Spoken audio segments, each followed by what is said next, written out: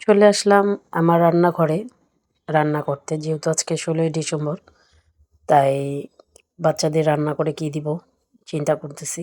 তো ভাগ্নি বলল যে খিচুড়ি খাবে, মুরগির মাংস, কারণ ও গরুর মাংস খায় না, কারণ ওরা আমার মেয়ের মতন শ্বাসকষ্ট।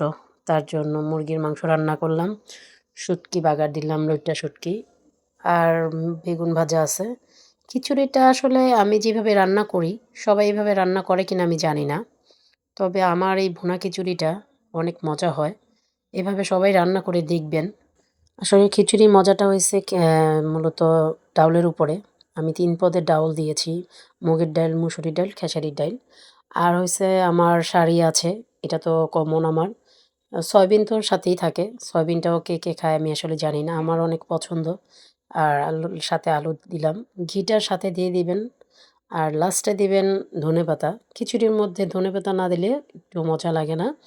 তো আমার এই খিচুড়িটা কেমন হয়েছে রান্নাটা আমাকে কমেন্ট বক্সে বলে যাবেন। আর সবাইকে শেয়ার করে দিবেন।